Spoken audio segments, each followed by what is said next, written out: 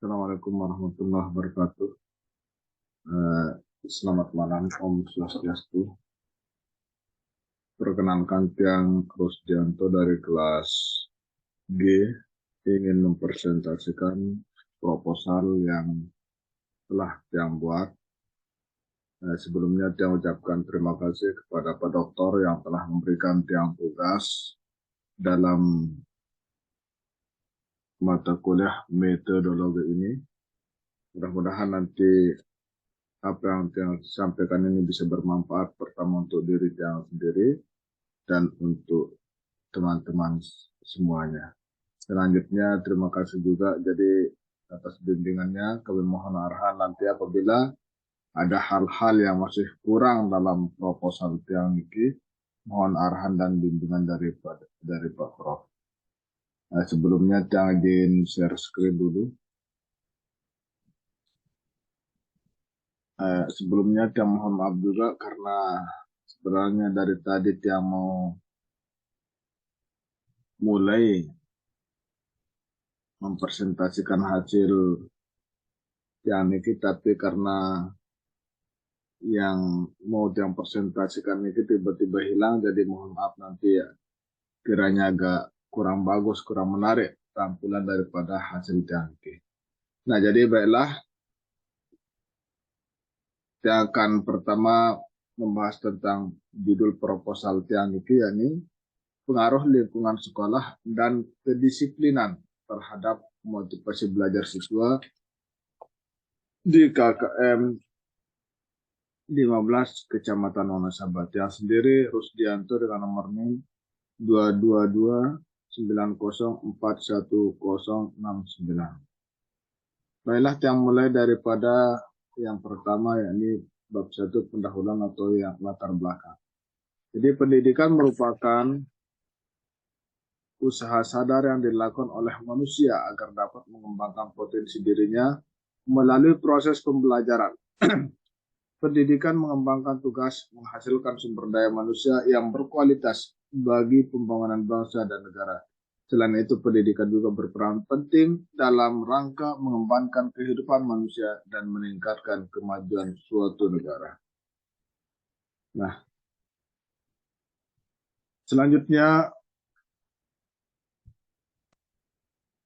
yang melatar belakangi Tiang mengangkat ini karena sesuai dengan kondisi di sekolah Tiang atau di madrasah Tiang, yakni kurangnya motivasi belajar di kalangan siswa itu sendiri. Setelah Tiang coba berkonsultasi dengan dengan guru kelas 4A di madrasah kami, yakni adapun penyebab daripada kurangnya motivasi belajar yakni perubahan dari kurikulum KTSP ke kurikulum 2013 ini, yang dimana sampai saat ini masih kebetulan guru juga masih baru, jadi mengajarnya juga seperti itu. Nah, selanjutnya motivasi belajar adalah dorongan internal dan eksternal pada siswa yang sedang belajar untuk mengadakan perubahan tingkah laku.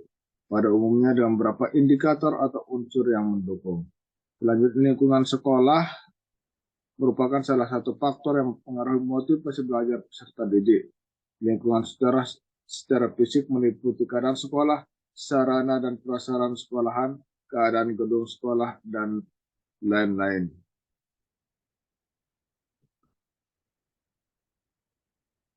Selanjutnya, yang melatar belakang kami yakni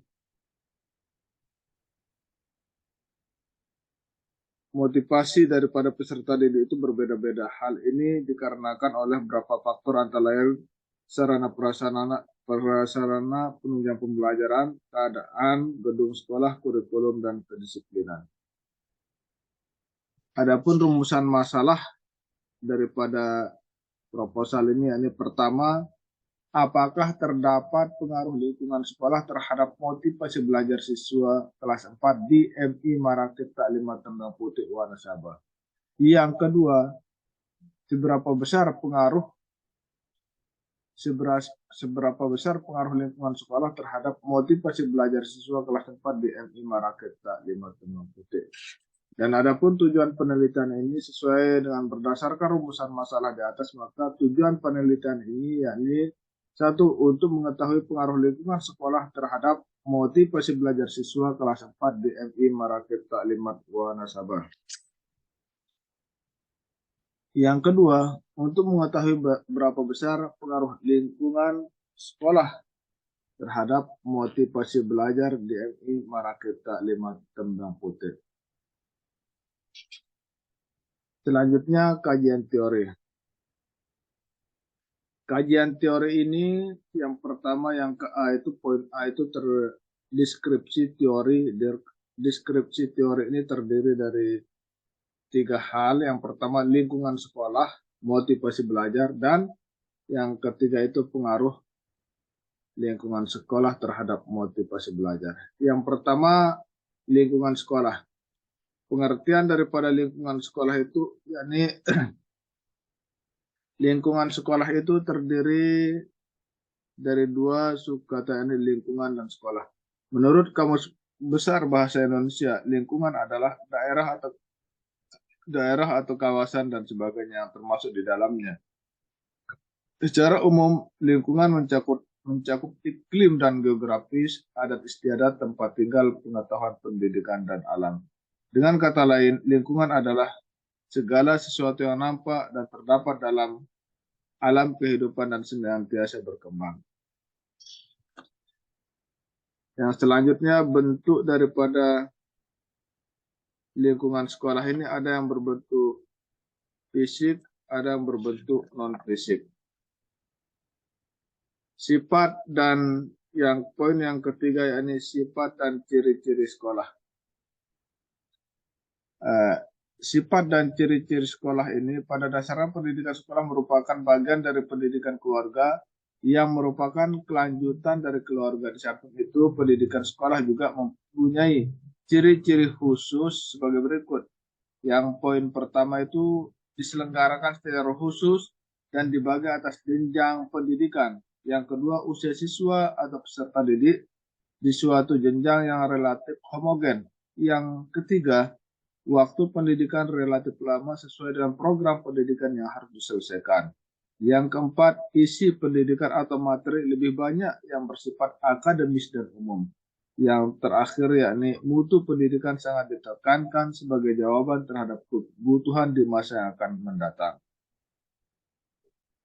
Selanjutnya kita akan masuk kepada motivasi belajar. Adapun pengertian daripada motivasi belajar ini yakni menurut Atkinson dalam bukunya yang berjudul Psikologi Pendidikan dalam Perspektif Baru, motivasi dijelaskan sebagai suatu tendensi seorang untuk berbuat yang meningkat guna menghasilkan satu hal atau yang lebih pengaruh.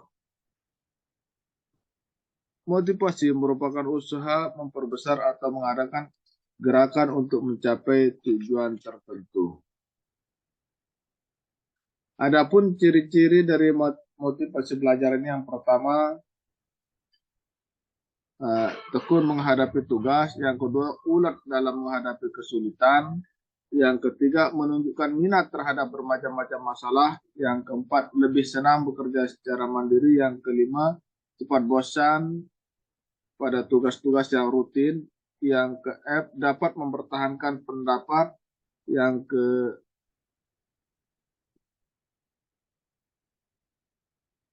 ke-G, tidak mudah melepas hal-hal yang ia yakin itu. H, senang mencari dan memecahkan masalah soal-soal.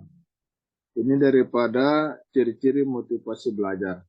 Selanjutnya, teori motivasi belajar. Salah satu teori motivasi belajar ini yakni teori motivasi fisiologis. Teori ini dikembangkan oleh Morgan dengan sebutan Central Motive States atau yang dikenal dengan CMS atau keadaan motif sentral. Adapun poin yang keempat yakni macam-macam motivasi belajar. Motivasi belajar ini kalau yang pertama itu dilihat dari dasar pembentukannya dibagi menjadi 2 yakni motif-motif bawaan, yang kedua itu motif-motif yang dipelajari.